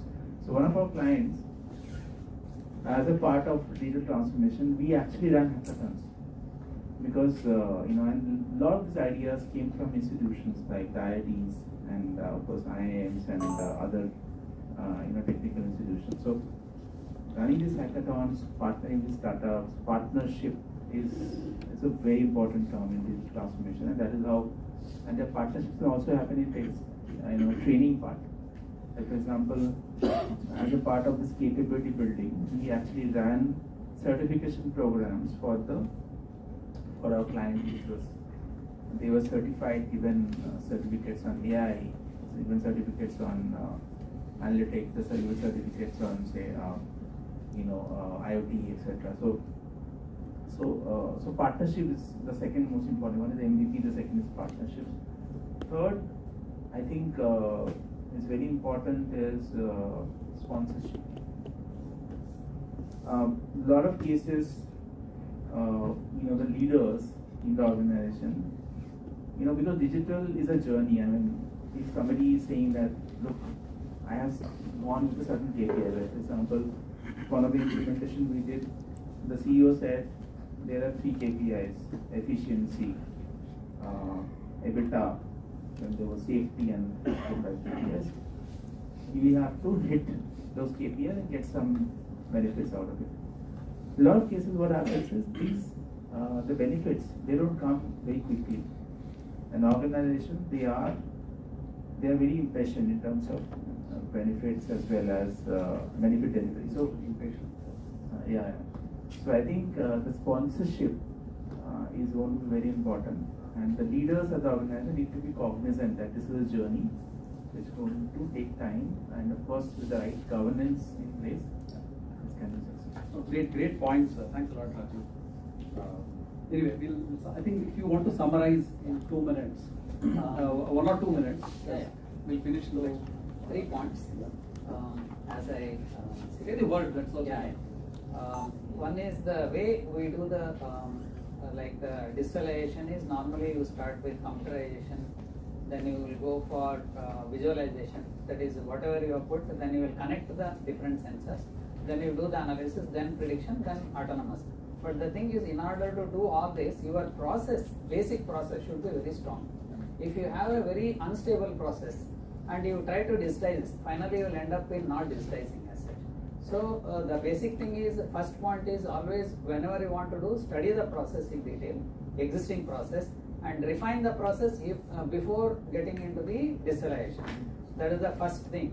And second thing, as I said, don't do anything which is not a part of your bigger plan. Like you should have a digitalization transformation kind of plan for your company, which is already aligned with mission vision. See that is there with respect to that, it is there. And third one, as I said, like if customer does not want, then better not to do that kind of projects. These are the three learnings what I have with respect to digitalization. Great points. Thanks, Vijay. Okay, a lot is already covered. But I think for better this class, important is how you can understand the business, how you can understand the challenges, and how you can help to resolve those challenges, to help those challenges by bringing the digital tools. You don't need to be expert in the digital tool, but your business understanding really matters a lot for you to be able to bring the right partners, right sponsors for the solution. Great points, Rajiv. That was absolutely wonderful. I think you covered it all. The kind way you covered everything together. You brought both things together. And Shivendra and Vijay, I think we'll conclude this. I think 2-3 points from what you said. One was about on the acronym. Yeah, please. If you take. So I think the 3 acronyms for me is PPP, which is, of course, it's a non-marketing PPP piece. It's about, I would say, problem-oriented. That's first P. Second P is partnership. Third P is people. I think these are the 3 P's I would say are very important for digital. Yeah, no, absolutely. I think you hit the nail on the head. You said, you can't do it all alone, right? And you said the same thing in different words. I think 𝗓𝗏, I think one thing I found very useful through my years of consulting is that people don't kind of decide who does what in this whole thing, right? You can't simply, you have to be very, very true to your heart. People may not like it when I say, you will do only this, you will do only this, and you will do only this, right? But that is what is going to, and then put it on a very good governance framework and drive it. And the 3 P's, great, absolutely wonderful. We will come to the conclusion of this. I think it's about people, value, and process. You said, I think that's a great point. I think remembering these points, keeping that as the framework for you, I think will help you navigate through any type of digital transformation. And this is one is, of course, we have all gone through some journeys, but I think this is a discussion which can continue to perpetuate. Right? I mean, this is a lot of discussions to be made about people, process, technology, etc. So we conclude this session, and if there are any questions that you guys have here, we'll be happy to take.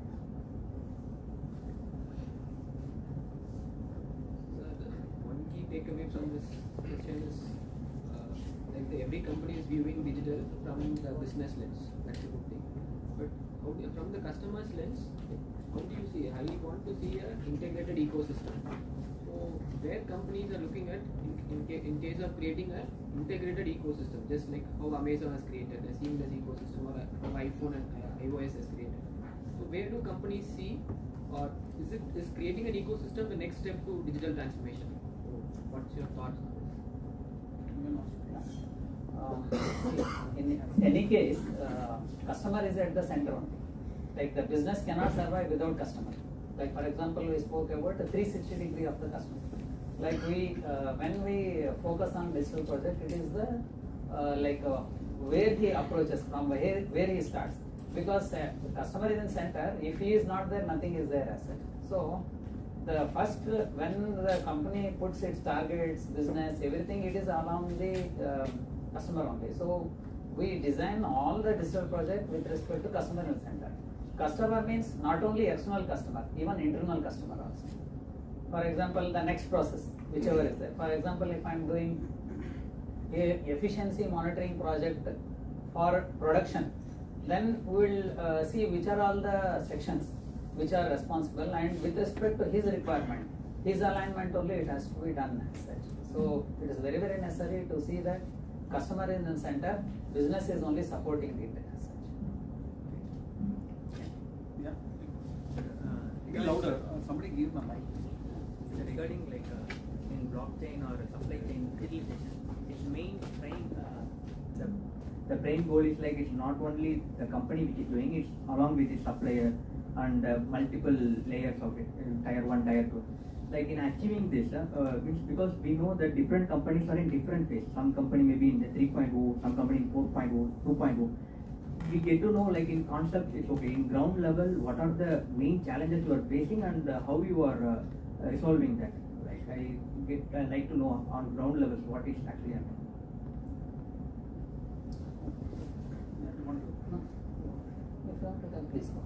So when you say ground level, what can you just expand on that question a little more? Means how the means if you take blockchain, every company has to have the right technology to get it done. If some company does not have the facilities or the multiple tiers of the OEM, how they coordinate? If the company in the downstream does not have the technology, then how it's possible? So that's where you need to evaluate whether, see, you have the, for example, the hype cycle, right? Whether blockchain is really needed for this solving this problem or not. And you will have to evaluate very deeply. That is one. How ready is your partner ecosystem to be able to drive that, right? I'll tell today, okay, I'll have an onboard diagnostic on my trucks, 5,000 trucks running in Karnataka, right? But are they ready to do it? Who is going to invest, right? So one is readiness. Other one is how is the process going to work at the ground level, at the lowest, right? I go from here and take a step. That has to be documented also. That this is the step that guy is taking, right? But I think you touched a very important point. For example, you said use blockchain, right? Usage of blockchain today, there are several usages. I have a few use cases as well. But do I really need a blockchain to solve it? Right? That's the question that fundamentally we need to ask, and do a 360-degree view analysis of people, process, and technology to be able to answer that question. Right? There's no magic wand to say, I'll use this and then we'll get the answer. I will add one point. What you said is a very practical point, because we wanted to do a supplier like transformation. When we want the suppliers, we found that many of them they have only one computer for the whole company itself. So it is very important to assess them and coach them and take them along with us. That will become very, very important. How to give a basic infra for them. And in some cases, what we have done is we'll help them in infra, setting up the infra, but they will not build any tools or so, will not implement. They will be given kind of terminals. For example, we will create a software. They will go to the web browser and open and only enter the links. That kind of thing. Or else we have supplier development teams which will sit them and they will integrate small IoT devices which will give us the data as such. Actually, it is not possible. The manufacturer alone can go up and say that I'll do digital transformation. We have to take them along with us to whatever the extent. But as I said, we will categorize them into platinum, gold, silver, bronze, and we will have a plan how to move them from bronze to silver, silver to gold over the years. That is the plan we have. It is not any digital transformation you see, it's not a 6-month, 3 months plan. It is normally we will chop out for 2 year, 3 year, 4 year, that kind of plans only it will be there in place. It's a journey, it's not a single day destination.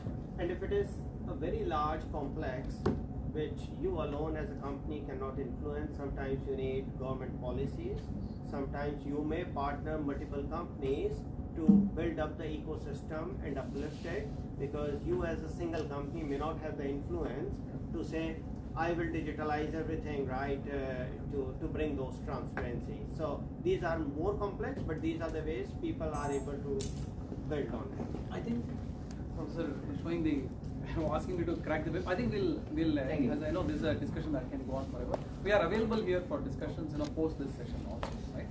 Okay, thanks a lot. Well,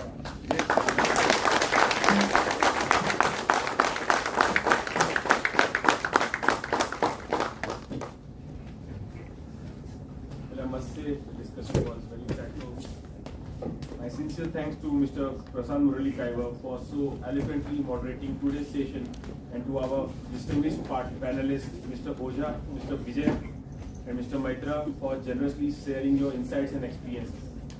This conversation has offered compelling perspective on how organizations can navigate the journey of digital transformation with clarity, purpose, and resilience.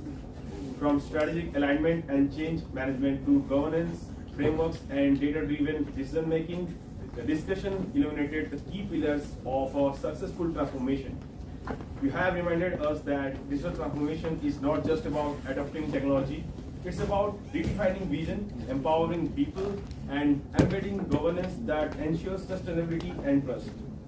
On behalf of everyone present, thank you for your time, clarity, and the inspiration you have sparked. We are today more informed, more inspired, and truly wiser. Now I'd like to invite Akshay to address the next panel.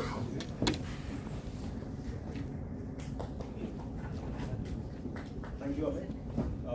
So before starting the second panel discussion, I would request Professor 𝗵𝗏 to kindly facilitate Amit sir with a memento as a symbol of gesture from our side, gratitude and Ravi.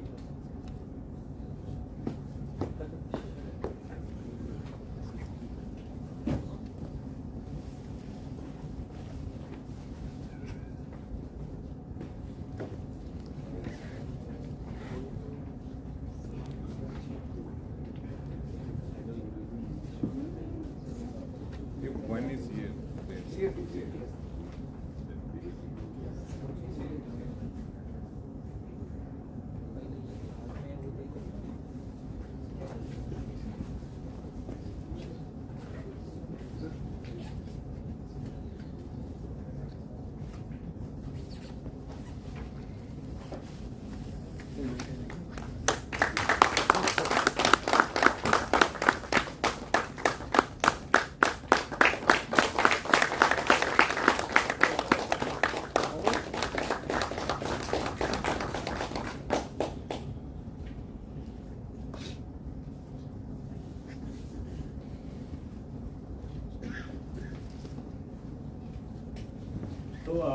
Good evening, everyone.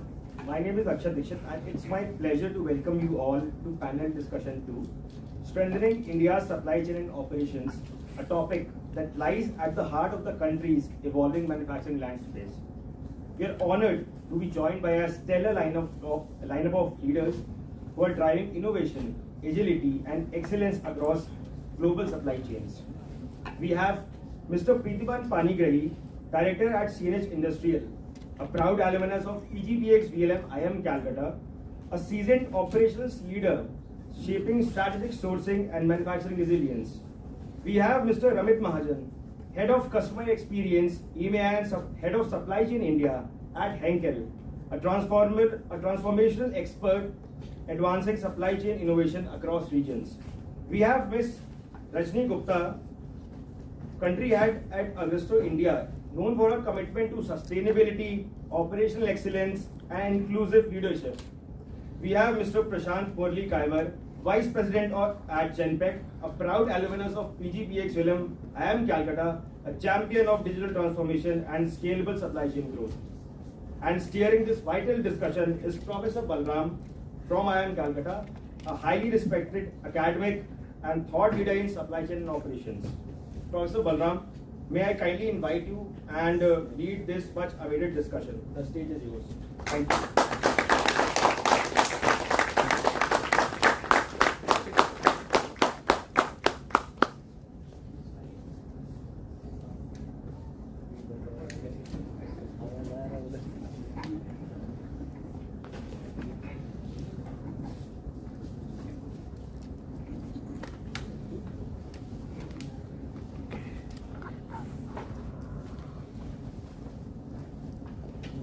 Mine.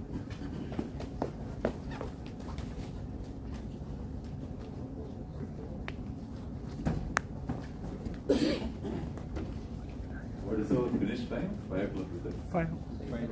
5. Okay, so. Okay. So I will be very conscious about the time limit. So let me start it with me only, following a 1 or 2 minute deadline, and then I will request the speakers to talk for about 5 minutes, and then it is going to be left to you all. Okay, let that be an important part of this session, where you're driving the session by asking a lot of questions. So I have only this much to say. I think you have already heard me for 15 hours recently. Let me not make it worse any further.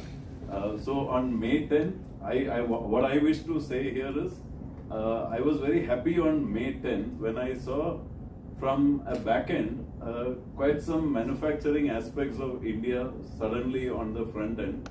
So more than the Rafales and the SAMs, I think that day was a lot about unknown technologies, and of course the BrahMos, etc. and all, causing enough damage that by 3 o'clock there was even a request for ceasefire and every other thing that you are aware of. So that also has been in my mind for so much time, that when can India really be a knowledge center for operations and supply chain management and manufacturing particularly? That is, at least by 2047, can we at least have our share of the knowledge system? That is, if we are about 20% of the population of the world, I don't know how much exactly we are at the moment, but at least can we control 20% of the knowledge? Because we all know who owns the knowledge and who owns the technology also runs the world. I mean, just being very coy on this is not going to really help us. I thought this could be something which I could start off with, but I'm leaving it to the guests to speak whatever they feel is appropriate given the topic, and we could start maybe in this sequence only. So let me not take any further time. We could stick to a 5-minute deadline and then leave it to the students for their tests. Thank you. Thank you. First of all, it's glad to be here. I'll start from a little bit for the introduction, because many of us interested in knowing that what I'm taking care of. I started my career from supply chain profession. It was not in manufacturing at all. So it's basically leading a supply chain. Then from supply chain, I moved to different roles into a hardcore manufacturing center, which was a UK-based manufacturing. I traveled all across world. It was around 28 locations we were. Being there, leading the India operations, then I moved to industry called 𝗘𝗃𝗄𝗃, which was again some of my colleagues have already talked about that. That is again the India largest and the world largest 𝗘𝗃𝗄𝗃 industry. From then I moved to Jubilant, which is the largest QSR. So when we are talking about a supply chain, I think that's the backbone of Jubilant. Being worked in Jubilant for almost 2.5 years, now currently I moved just 1 week back to a company 𝗘𝗃𝗄𝗃, where I'm leading the India operations end to end. And that is when I got the invite, I specifically accepted that when I saw the topic, because that was more into the manufacturing and what we wanted to do in 2047. So when I saw my current role, that what we are going to bring into India as a part of joining it in 𝗘𝗃𝗄𝗃